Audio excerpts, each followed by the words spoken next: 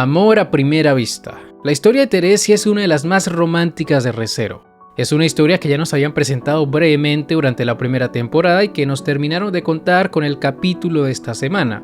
Para hacer esta review decidí leerme la web novel. Quería complementar algunos datos porque sentí un poco rusheada esta parte en el anime y en efecto sí lo estaba. La historia de Teresia daba para más capítulos, tal vez para unos 3, y puedo entender que entre los lectores de la web novel y la novela ligera haya cierto descontento con esta adaptación. Pero también hay que ser claros, novela y anime son medios muy diferentes y lo que funciona en uno no funciona en el otro. Quien esté a cargo de la dirección tiene que velar por mantener cierto ritmo y no pueden convertir el anime en una especie de novela visual, que es lo que muchos esperan cuando dicen que se saltaron diálogos y cosas por el estilo. Aún así, con su limitado tiempo, el anime consigue transmitir lo que se propone. Como producto individual es muy bueno, y en el caso de este capítulo en específico, si bien es cierto que se saltaron más de media historia de Teresia, al final sí lograron hacerme sentir triste, porque el desenlace del anterior Santa de la Espada es muy triste y muy conmovedor, así que bueno, hablemos del capítulo número 14 de esta temporada titulado Teresia Van Astria. En capítulos anteriores vimos a Wilhelm ser herido y afectado por la protección de Teresia, la protección del dios de la muerte con la cual sus heridas no pararían de sangrar. El hombre se encontraba en una situación delicada, sabía que tenía que vencer sí o sí a su antigua esposa y mientras chocaba a golpes con ella, le dijo que cumpliría la promesa que le hizo el día que se vieron por última vez. Por un momento parecía que Wilhelm estaba tomando la delantera, pero justo cuando estaba a punto de terminar con esta difícil batalla, fue distraído por la voz de su hijo, quien llegó allí por pura casualidad. Esta distracción le costó caro a Wilhelm. Teresia lo dejó fuera de combate, y de no ser por Reinhardt, tanto él como su hijo habrían muerto en vano. Al final, quien tuvo que eliminar al fantasma de Teresia, irónicamente fue la misma persona que le costó la vida en el pasado. Resulta curioso que Reinhardt haya matado a su abuela 2 veces, aunque es cierto que la primera vez no fue intencional. Tras esta derrota pasaríamos directamente al pasado de la chica. Un pasado que, como les mencioné al principio, está muy rusheado. Por ejemplo, en el anime, vemos a Teresia llorar luego de vencer a su hermano en un duelo porque, según ella, destruyó su sueño de convertirse en el siguiente santo de la espada. Es verdad que ella sí se sintió mal por su hermano, pero el anime reduce mucho esta situación. Las cosas eran mucho más complicadas e interesantes. Como parte de la familia Astria, desde pequeña Teresia tuvo que dedicarse al arte de la espada. Pero para ella esto era muy difícil. Al haber nacido con la protección del dios de la muerte, cualquier herida que pudiera causarle a otros durante alguna práctica sería mortal. Debido a esto, Teresia hizo lo posible por alejarse de las costumbres de su familia. Ella maldecía a su ancestro, Rey Astria, por haberlos involucrado en ese destino tan horrible. En su familia nadie conocía esta situación. Teresia había mantenido en secreto que había nacido con la protección del dios de la muerte, y por ello en su familia creían que su negativa a blandir la espada solo era falta de motivación y desinterés, que en parte sí era verdad. Independientemente de su miedo a herir a otros, a ella tampoco le gustaba el arte de la espada. Ella quería hacer otras cosas con su vida, como por ejemplo plantar flores, y dado que la protección del dios de la espada solo elegía a aquellos que amaban la espada, supuestamente, con el tiempo su familia decidió dejarla vivir su vida lejos de los campos de entrenamiento. Era muy poco probable que ella heredara ese poder, y esta decisión la hizo muy feliz, pero desgraciadamente el dios de la espada era caprichoso y decidió arruinarle su felicidad. El mundo de Teresia se vino abajo cuando este poder la eligió. Al principio intentó ocultar este hecho de su familia, al igual que lo había hecho con la otra protección, pero Fribal, su tío y anterior santo de la espada, no dudó en informarle a todos de la noticia. Para demostrar su poder la hicieron enfrentarse a su hermano mayor. Ninguno de los dos quería hacerlo, pero tras algunas provocaciones por parte de Fribal, Thames no tuvo de otra y fue directamente a desarmarla, pero para su sorpresa Teresia lo desarmó a él. A pesar de que la chica no era ni de cerca la más diestra de sus hermanos, la protección le dio todo lo que necesitaba saber. Era como si le hubieran actualizado el cerebro en tiempo real. Al final no era necesario que esas personas practicaran tanto con la espada porque la protección les daría todo. Al darse cuenta de que no podía escapar de su destino, Teresia entró en pánico, y contrario al anime donde solo lloró por su hermano, en la novela hasta se arrancó el cabello de solo pensar en que, debido a su combinación de protecciones, se convertiría en un dios de la muerte con forma de chica. Teresia, quien había vivido durante 12 años sin matar a una mosca, se había convertido en el arma perfecta. Ese hecho la dejó tan traumada que no volvería a hablar con su familia durante 2 años. De hecho, se encerraría durante todo ese tiempo hasta que tuvo que ir a su primera batalla cuando explotó la Guerra Civil Demi-Humana. Obviamente Teresia no estaba lista para liderar un evento como ese, y ni siquiera fue capaz de empuñar su espada. Tenía miedo de hacerlo. Su hermano mayor lo notó, y al ver el dolor de su hermana decidió tomar su lugar en el campo de batalla, muriendo en el proceso, al igual que lo hicieron sus demás hermanos e incluso su tío durante los próximos 5 años. Durante su última conversación con este último, Frühwald se disculpó con ella por haberla obligado a tomar ese destino. Hasta ese entonces Teresia sentía algo de rencor hacia su tío, pero luego de escucharlo decir esas palabras y entender que nadie entendía mejor su situación que él, no pudo odiarlo más. Todo lo contrario, solo sentía rencor hacia ella misma por haber dejado que su familia cargara con su responsabilidad.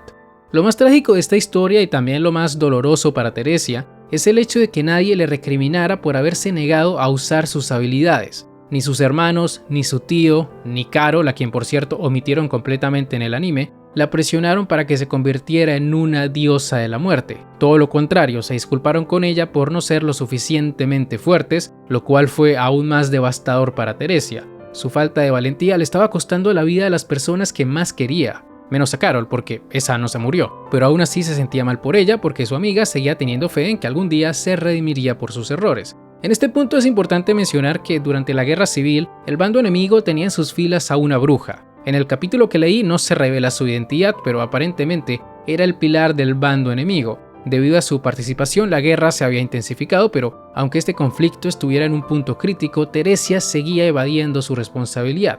Así sería hasta que conoció a Wilhelm a sus 19 años, un hombre que la cambiaría completamente. En la primera temporada se explica mejor la relación de estos personajes. En este capítulo hacen de cuenta que recordamos todas las charlas que tuvieron en la primera temporada y pasan directamente a cuando Wilhelm la libera de su título como Santa de la Espada. En la web novel sí nos cuentan todo con lujo de detalles, desde el principio hasta el final de su relación, y se hace mucho énfasis en que Teresia se enamoró a primera vista de Wilhelm. Cada vez que lo veía su corazón se agitaba y para disimular estos sentimientos comenzó a hacerle las mismas 2 preguntas. ¿Te gustan las flores? ¿Y por qué blandes la espada?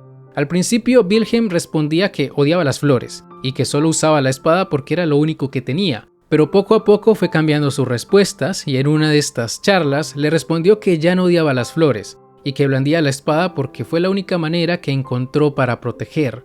Estas respuestas llevan a Teresia a enamorarse más y más de este hombre, al punto de que le dan la valentía que necesitaba para empuñar su espada por primera vez. En ese entonces Wilhelm era considerado como el demonio de la espada. Era uno de los guerreros que más habían contribuido a la guerra, y cuando su ciudad natal fue atacada, fue en solitario a defenderla. Carol le informaría de esto a Teresia, pero aunque ella estuviera muy preocupada por Wilhelm, era incapaz de levantarse.